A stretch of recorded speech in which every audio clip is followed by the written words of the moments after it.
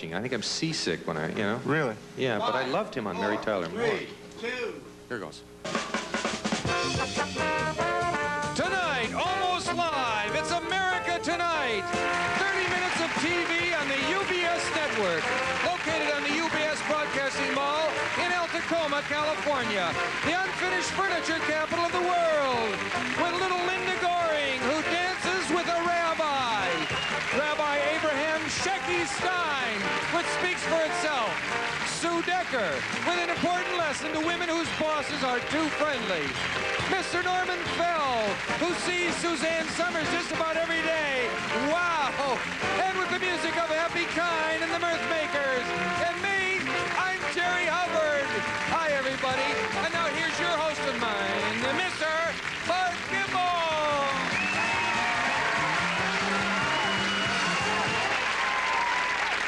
Thank you. Before we begin, I spilled my gum. I'd like to start a show out right. Okay. Listen. Good evening, and welcome to America Tonight. I'm Barth Kimball. And you know, when most people think about the year 1984, I guess what comes to mind first is that dumb book we all had to read in high school. I think it was Brave New World or something like that, where all the people were played by pigs. At any rate, which strangely enough never became a film. At least I never saw it. And that's strange, too, considering the they do make into films. Sandpiper put me to sleep, I'll tell you. Elizabeth Taylor or no. Anyway, that's not what I want to talk about. When I think about 1984, I think about the Olympic Games, which are going to be held right here in nearby Los Angeles in 1984. And that means a lot of money coming into L.A. But why the heck should all that money end up in the already rich hands of Mr. Conrad Hilton, Mr. Edward Hyatt, and Mr. Donald Travelodge? I don't think any of us here in El Tacoma would mind a few spike marks in our dichondra in exchange for a few Deutschmarks and lira, if you know what I mean, which are also incidentally exchangeable for real money. I think I may have a plan that could help to spread the Olympics around, a little more fairly and bring those stars to El Tacoma. For my money, and hopefully for theirs, the most exciting event in the Olympics is your marathon. It may not have the heights of your pole vault or the tights of those 14-year-old gymnasts, but no event can really match it for sheer length. It's some 26 miles, 385 yards, I believe. And if you're as far ahead of me right now as I think you are, you've already figured out that that's almost the exact distance from El Tacoma to downtown L.A. Now, if you're even farther ahead of me, I don't need to finish. But I will for you others. Why not start the marathon right here in El Tacoma? So, anyway, that's the idea. I've hatched it and given it life. Now let's just see if it can fly or if we end up eating it. Now, come on in, Jerry Hubbard, for crying out loud.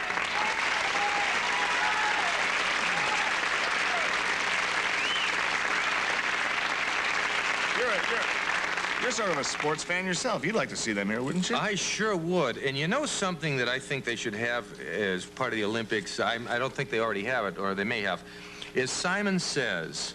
Now, I'm serious. We were at a party the other night, and we were playing that. It not only is a physical game, do you know what I mean? Yeah. When they say you have to freeze, but it's a eye and hand coordination mentally, too, because it's so easy to not realize that someone didn't say Simon Says. Well, what about the Olympics, though, Jerry? You'd have them saying in different languages. Well, what if Simon Says in Japanese could sound totally different, and people would think he's... Well, that's true, but they'd either have to learn the languages or play with those headphones and have translators.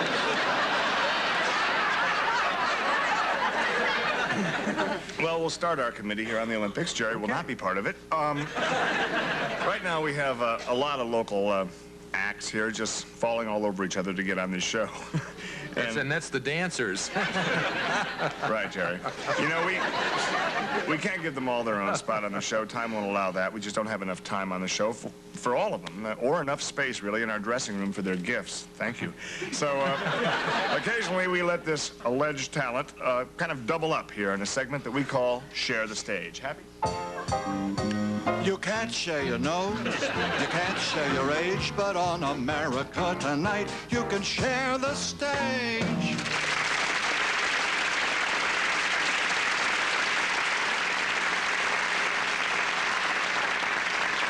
Happy writes all those little jingles himself. And people are always asking him, what do you do first, words or lyrics and that kind of thing. He's great. He'll always answer the kids. Anyway, tonight we have the ballet stylings of little Linda Goring. And from Las Vegas, the comedy of Rabbi Abraham Shecky Stein, who is a real rabbi there, I understand. So here to share our stage are the rabbi and the ballerina. Thank you. Shalom and bacha, everybody. How are you? Now, see, I just flew in from Las Vegas, and boy, are my arms schmiggy. I'll tell you, I love Hollywood. Hollywood is such a crazy cookie shicky ducky town, isn't it? Isn't it? 28.4 miles away from Lech. But I'll tell you the truth, I saw this happen. I swear to Schmeggy, a cow goes up to a priest. It's true. True schmuckboy. Cow goes up to a priest. Moo, father. Moo. And the priest says, Bocha, cow. Bocha. He said it. He actually facha boyden with the cow. But I want to say that this particular Schmeg, oh, I see the time is Schmeg down here, and I got to ling down my lane, but it says right here I got to go. But I want to leave you with something seriously from my heart. And I say this with all specha to you people out there. Mr. Music, please. Hey, whether it's the east side, west side, London or Rome, it doesn't matter if you just show.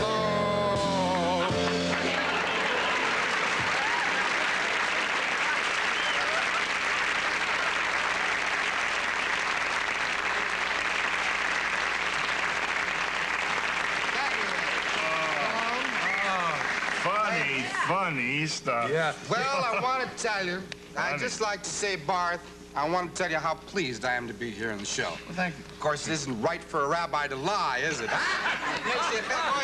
I'll say this to you. As they say in Yiddish, you can lead a horse to water, but a pencil must be led. What?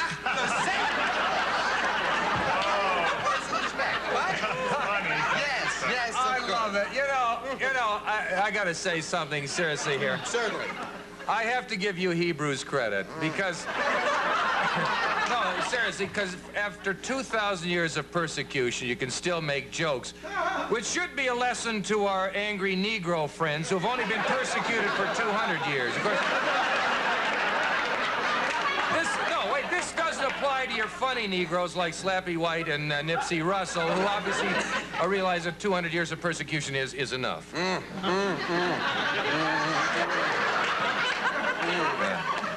Well, I tell you what we like Take my to do. advice, please. 30 minutes is enough of this persecution for me, okay, Jerry? Rabbi, I hear you're, I almost called you Rabbi. Is that all right? Well, it's the tail, isn't it? It's the little cookie I got here from the Playboy's Bay. Oh, funny stuff. Listen, I hear your services are very popular in Las Vegas Well, I'll these days. tell You're you. bringing humor to the synagogue. That's a good idea. I tell you why. What happens is we've tried to get the Vegas spirit at our temple, our synagogue, the B'nai Dunes. But it's a catchy title. You like that title? Hey, it's a good it title. stands. Rabbi, aren't you afraid that other rabbis might consider your comedy approach to Judaism just a little sacrilegious, maybe inappropriate? Moses, the very famous Moses from the Commandments, you remember? Moses gave your people 10 commandments, didn't he? Yes, Is that he did. because they're free? You took all 10 of them, didn't you? They wanted a dozen, you know. These all have 10 more of these. Don't make him laugh, Jerry. He's liable to go like that, and we got a whiplash case on our hands. So. Well, I'll tell you, that quote from Moses, may he rest in peace. Yes. No, the man is not with us. No, he's dead. Oh, he changed tires one time too often. Well, at any rate, you were quoting Moses, and like that great host in the sky, I will lead my audience out of the valley of death and into a commercial. We'll be right back.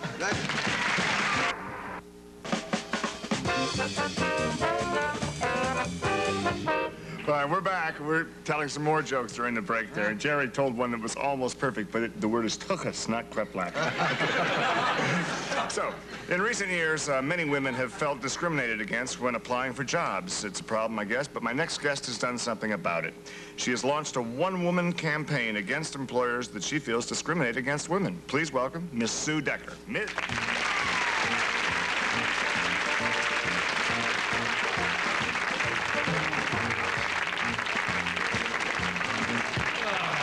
Hi, Sue. Listen, before we go, is that what you wear to your, you wear the overalls and everything to your interviews and stuff? Well, I wear whatever I feel comfortable in, and if people don't like it, they don't have to look at me. Hey, I didn't say I didn't like it. In fact, I think it's a problem with a lot of ladies' fashions, and not enough of them have a place for your hammer, and I think that's a nice thing. So what launched you into your crusade? Well, Barth, I have been discriminated against in the job field just because I'm a woman, and I know that a great many women also share this same frustration. Oh, boy. You know, the last straw came 3 months ago when I was fired from my job as a legal secretary. Why did your boss fire you? Well, I think he felt threatened because I wasn't the type to be constantly worshiping him like the other girls, saying, yes, sir, no, sir. You know, finally, one day in a meeting, he turns and says, could we have a dozen coffees, please? Because I'm the only woman in the room. And so you said? I said, get it yourself, skinhead. Who do you think I am, Aunt Jemima? Anyway, it was a short time later that he let me go, just because I was a woman. But luckily, I got another job. I was the masseuse at the El Tijo Health Club. And I was working on this Mr. Dubois when he became paralyzed from the neck down. Wow, what, was this his first time in the health club? Oh, no, he owned it. So, once again, you've been fired from the job because you're a woman. That's right. You know, Barth, my life is doubly tough because I also have a prison record. Really? Well, shame on you. What was it, jaywalking? Running a red light? No, I murdered 5 male nurses at Alcohol General.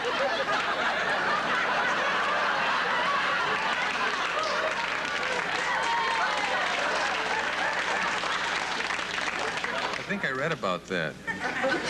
Well, this certainly sounds like a worthy anecdote. Whatever made you murder 5 male nurses, for crying out loud? Well, I thought they were mad at me.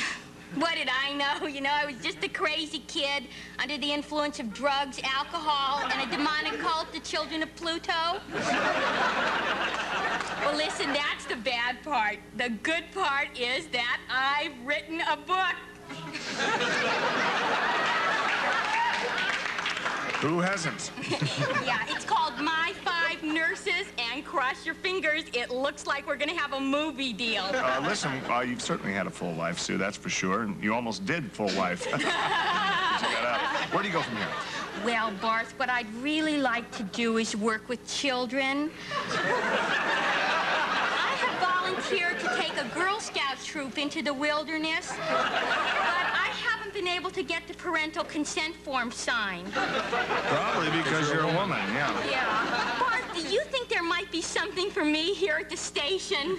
I don't think so. What's the matter? Don't you hire women? Sure we do. Are you mad at me? No, in fact, I can get you an interview with Bob Stevens, actually, in personnel. Why not? Now, that won't do any good. He hates women. He will never hire them. Listen, Jerry, maybe we can change his mind. You think? I don't know. Maybe you could try using yours. Maybe. Okay. Whatever. There's enough to work on there. We'll be right back after these words. Don't go away.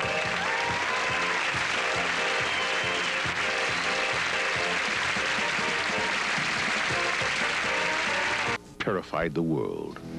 Now, 4 years later, the terror.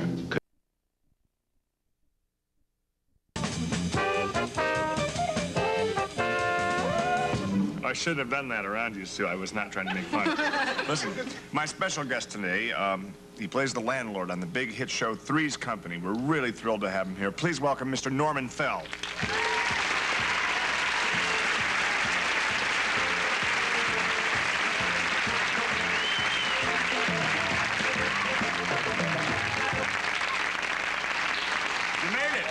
Yeah. That's great. Yeah. I always want to know, those are your real teeth, right?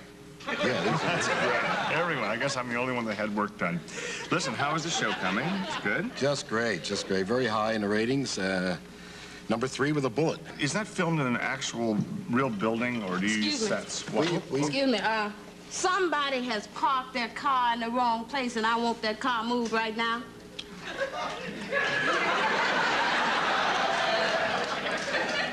One of our cars, dear? I made this as tactful as I could. I ain't calling no names. I want that car moved now. It's the clean one. I think it's What's yours? I'm parked illegally. That's right. And there's a whole lot of folks out there that's waiting to go home. They've been working long and hard all day, and they're ready to go. Move your car. Here are my keys. These are my keys. This is the key to the car. Oh. Oh, what am I supposed to do with this? I know what a key looks like. But, honey, I don't park them. I just point to the spaces.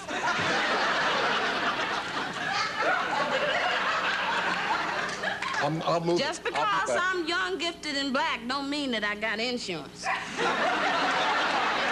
I'll move it. It'll just take a sec. Yeah, I'll be Yes, back. right. Thank you, thank you, thank you. Glad, glad. Probably gonna. You working long, hard, and all day long, and you come put your car in the wrong place. What kind of guy does he think I am? How do we know he'll come back? He has to. I have his raincoat in my locker. Oh. All right, Well- Norman. Sweetheart, you're blocking my camera. Oh. Norman Fell will be right back after he moves his car.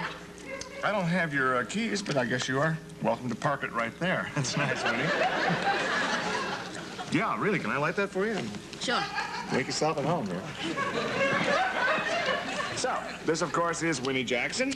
She's our parking lot attendant here at UBS at the Broadcast Mall. Cabin. And our special guest, Norman Fell, is out parking his car. Winnie, how well do you know Norman Fell?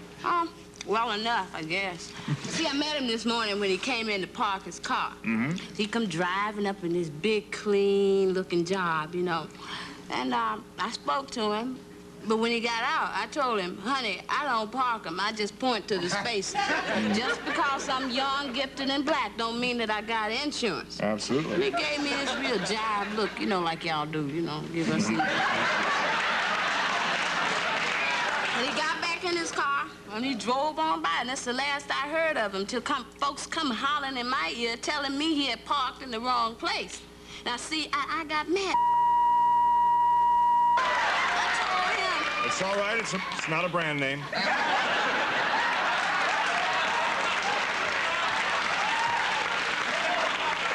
It's a bodily function, and we all do it. So you were mighty annoyed here. yeah, I just points to the spaces. Just because I'm young, gifted, and black don't mean that I have got insurance. insurance, right? Yeah. And That was meanwhile, there's quite someone here, yeah, someone out there in the lot is young, gifted, and blocked. That's the problem. Well, when you said I understand exactly what you're saying now. Sure. That's great. Winnie, is there any advice you might give to young people who might be looking up to you as a pro in this line, they might be wandering around waiting for an opportunity in car pointing? The most important thing is don't stand in front of the vehicle. Mm-hmm. See, somebody could get in a hurry and you got a muffler up your nose. That's right. Absolutely. Yeah. Okay. I moved it. Oh, great. So, that's terrific. Well, I guess it must be time for your break. Norman Fell is back, ladies and gentlemen, and I guess that's all for you, Winnie. Nice meeting you. Okay. Thank you very much.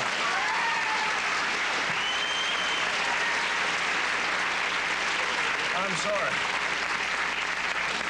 I feel about that big. I'm sorry, but that's just the way things are done around here. But there's so much we want to ask. Okay, we have to break away for a commercial right now. We'll be right back.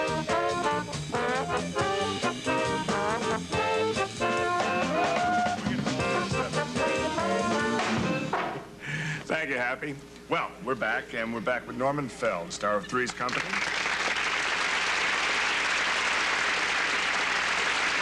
Excuse me. No. Oh. What is it now, Winnie? What's the matter now? Did I say anything to you? What's the matter now, sweetie? Norman, your car brake must have slipped, because your car went rolling down and What? your car still looks big and clean, but that other guy's car needs Medicare. Excuse me for giggling, but Norman, this just has not been your day.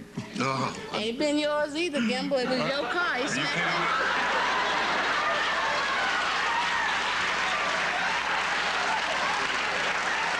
Oh, wait a minute, no. I got $200 deductible on that thing, and you're paying the $200, I swear to God. Well, no sense stopping. It happens, cars hit each other. Oh, no, but occasionally something happens, but we very seldom have a guest like you on. I have a lot of questions. I know Barth had questions. There's a lot that I wanted to talk about. Well, what for instance? Because you must have a lot of interesting stories to tell about, being in a show like this. It's not just a show. I mean, it's about my life. You know, I wanted to talk about how I got started and summer stock and off-Broadway and here's it. Yeah, well, that's some of the things I want to hear about. But first, before you get going, or television. you did theater? Yeah, or movies. I bet you have some great. That's what I went, because I saw you in a movie. This was about 8 years ago. Maybe you can tell me which one it was. It was back in Ohio. It was on a double bill. And the other movie was something about the... It doesn't help me much if you saw it in Ohio. Well, no, wait, but I don't know, because it played all over the country on a double bill. There were 4. It was a sailor movie in the Navy. This bill was the wildest, wackiest bunch of guys in the Navy. And it was the 4 guys, and one of them since died. He committed suicide, and the other was on drugs. This was not your movie, but there was another movie. I was in it? No, that was the other one on the bill. Oh. The one you were in was either in the Army or a construction worker, because I think you had a metal helmet on. And that was a good one. Tonight at 11 p.m. on Monty Python, England is invaded by creatures from the galaxy Andromedus, who turn Englanders into Scotsmen. Next, Pete Kelly's Blues. And a $25 gift certificate from Lillian Vernon's catalog. Jewelry, gifts, decor, personalized items, and things from practical to whimsical. And from Rival, makers of the crock-pot slow cooker, here's the new crock-plate stoneware fast cooker. Does the work of 10 appliances better. Furnished by Rival.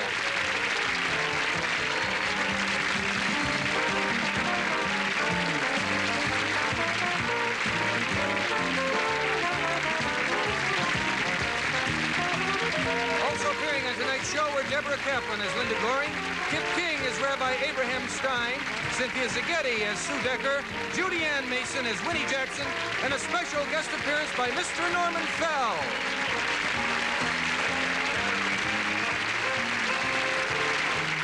You get any